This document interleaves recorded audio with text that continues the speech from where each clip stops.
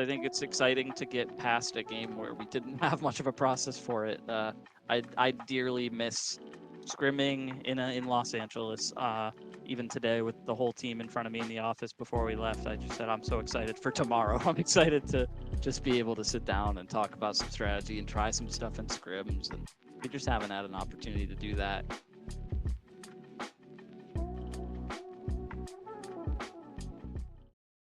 Hey guys, this is Pedro back with another interview covering VCT Americas Split 1. I'm here accompanied again by Kaplan, the head coach for Sentinels, who are just coming off of a 2-0 win over 100 Thieves in their opening match of said split. So, Kaplan, once again, thank you so much for taking the time once again.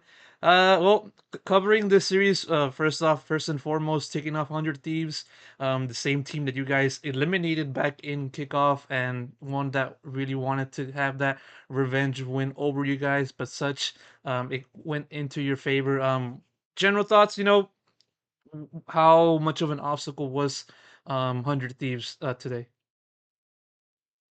Um, Yeah, wasn't the toughest game as the score shows. It was a unique situation for us. We had no time to scrim with John. He just landed the night before, and we have a lot of holes in our game and things that we want to work on and everything after Madrid, and we didn't get to do any of that.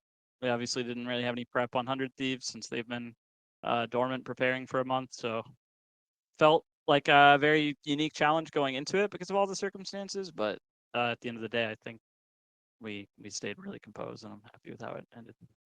Yeah, it's a testament to the team's pedigree and established chemistry.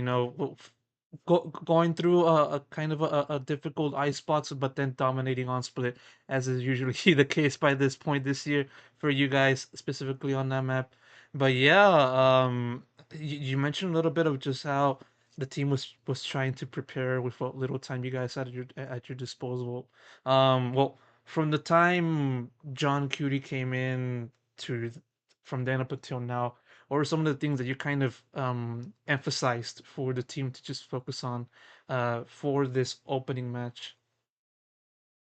Yeah, so John and I have both had a lot of thoughts, and everyone has, about what we need to clean up on and change and add and remove post Madrid. And we've had some time to talk about that, but not a lot. We had some time with Curry to play around with that in scrims, but not a lot, and didn't want to do too much of that without the IGL. So Drew, John, and I met last night and talked about what we agree that we need to change and add to our maps, and kind of a unique challenge of how much of this are we comfortable doing, having not played as five together in a couple weeks now, and having not been able to test any of this in scrims. And I think we found a good balance there. And then to the team, we just went over some small things we wanted to add today after the veto here at the Riot Arena, and probably a lot of information to put on the guys right before a game, but they did pretty good handling it. And a lot of it today was just about making sure we're not complacent. There's a lot of excuses that a player can have floating around in their mind about this game and going, well, we're going to win all the rest. This one,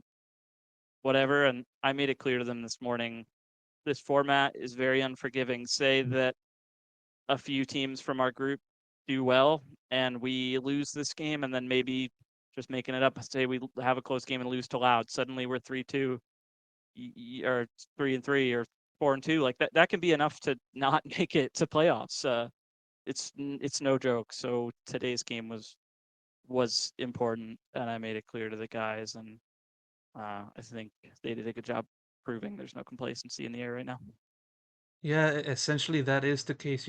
For a team such as you guys coming off of a Masters Madrid win, being the top best in the world, and it's wanted to describe the team, as essentially one of the best. But doing what you guys did from kickoff through Spain, even now, it's also a testament to just maintaining that concentration. And yeah, you mentioned a little bit about the significance of just this opening match and how it then plays into the rest of the split and also the rest of the year overall. Exactly how much of a crucial is this result, for you guys going forward and with the mind now set towards the rest of the regular season.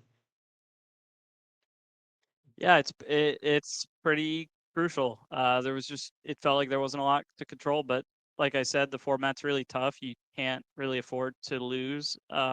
if your group does pretty well and the other group's weaker teams, which I believe it's quite possible that ends up being how it plays out. Even, I didn't say it to the guys because I think it would have been too much pressure. But the truth is, I'm even happy that it was a 2-0 and that there was a 13-6 in there. Like even maps and rounds might end up mattering, and I don't want to skip a beat, and I really want that number one seed. So, but at the end of the day, it's about focusing on our process. I think it's exciting to get past a game where we didn't have much of a process for it. I dearly miss scrimming in Los Angeles. Even today with the whole team in front of me in the office before we left, I just said I'm so excited for tomorrow. I'm excited to just be able to sit down and talk about some strategy and try some stuff in scrims, and we just haven't had an opportunity to do that easily in a long time. So we're just excited to get back to work and look like a much scarier team next weekend, rather than just look like the team we were in Madrid. Yeah, and even so, like it's still one thing to just look at the team's progression from Madrid, given the fact that you guys went just on a legendary run. That's how I see it, by the way. You know, going from kickoff, beating America's best teams, and then doing the same, beating Loud in playoffs in Madrid, and also beating the best in EMEA, beating the best in Pacific. I mean, from how I see it, I said it in a tweet that it is kind of one of the greatest runs in VCT history. That's how I see it, and so my question to Thank you, just due to the fact that I wasn't able to just sit down with you during the event, because I understand you were pretty tired to even do any interviews one on ones, but yeah, like how do you look at just the team's overall run? For in the space of just two 2 months. Uh, do you see this as like one of the greatest runs on paper? you. I guess it's impossible to say because I never know what challenges another team dealt with internally in any run they made. Um, and I will say we used the off season really well compared to a lot of teams and didn't make too many changes. So it felt like that gave us a really big advantage. I think it's harder to make a big run at the end of a year when presumably every team has gotten their problems worked out, no matter what, because you ought to by the time you're halfway through a season. So I'd like to do the same when I feel like every team has their problems worked out, their shit together pretty much. Um, but yeah, definitely I know what challenges we faced, and it felt like we learned a lot every single loss, and we applied it immediately every time. And I think that's like what makes our run special. It never felt like we just moved on and said, "Oh, all good, let's play better tomorrow." Like, we never stopped leveling up. It felt like every loss was really important for us. So Yeah, for sure. And then, the vision now sits towards the rest of the year, qualifying for Shanghai, uh, uh, uh, uh, accruing a lot more championship points to then qualify for then champions. And yeah, one of the things that I also want to touch upon is just moving on from Madrid.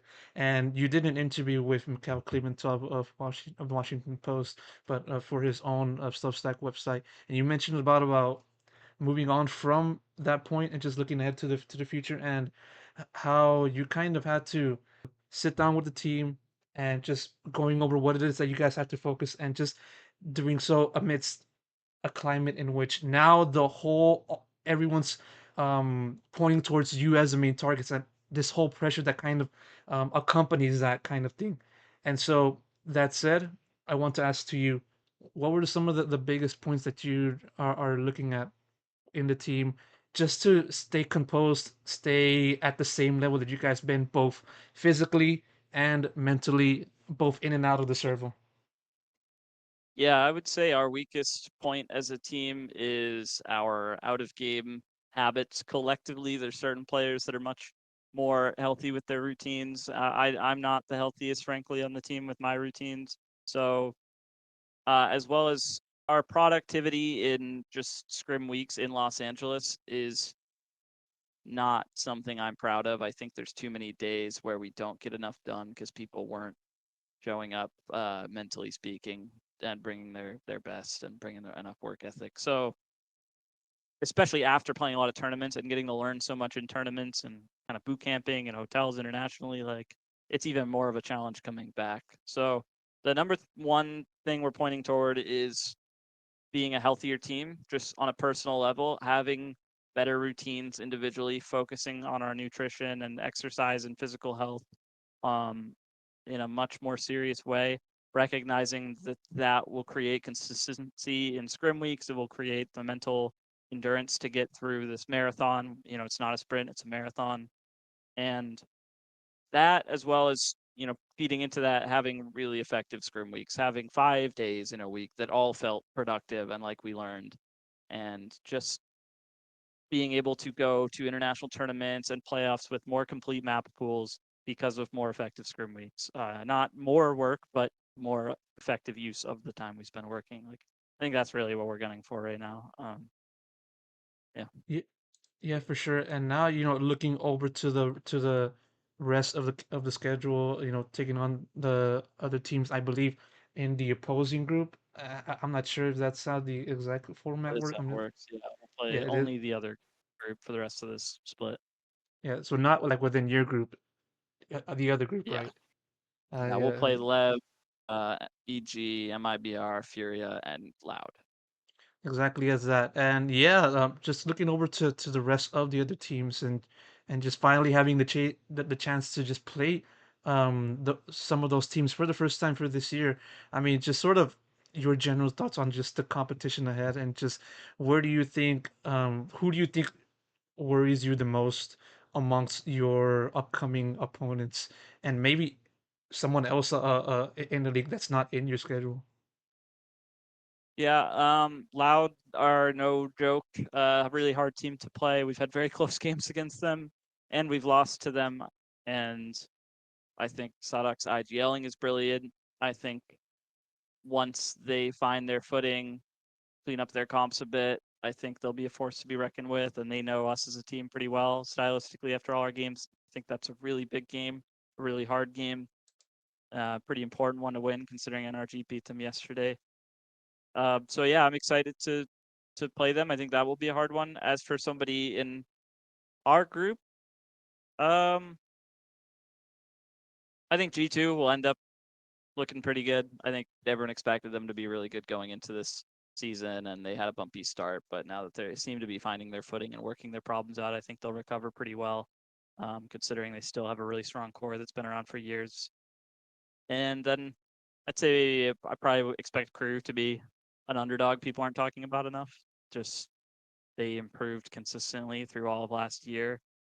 They looked pretty good at the start of this year. Clearly, they have good systems. I don't think people rate them highly enough. What about Leviathan? Because as your next opponent, I want to know what you think of them. I wasn't. Um, it was a pretty scrappy game between them and Cloud9, and they're playing pretty experimental, taking risks, like we saw with their split and kickoff with the Sova, like we saw yesterday with their Ascent. And I know how hard it is after last year to take a brand new team with a lot of players from different teams all coming together, especially when you're mixing cultures and backgrounds. All that going on at once, plus taking risks and experimenting. They could pan out to be really strong, but I don't think it's as safe a bet to say they'll look really strong compared to some of these other teams. Just because I can guess at some of the challenges they're dealing with, and I know how hard they are to work through. Yeah, it's some of the things that you can relate to for sure, and yeah, hopefully it'll be one that Sentinels can continue the good momentum from this week up until the future. Kaplan, thank you so much. I guess got to ping that saying I gotta wrap it up, so I'm gonna do exactly No as that. worries. Thank you so much for taking the time once again for the interview, and best of luck in the next one. Yeah, thank you for your time, Pedro. Take it easy.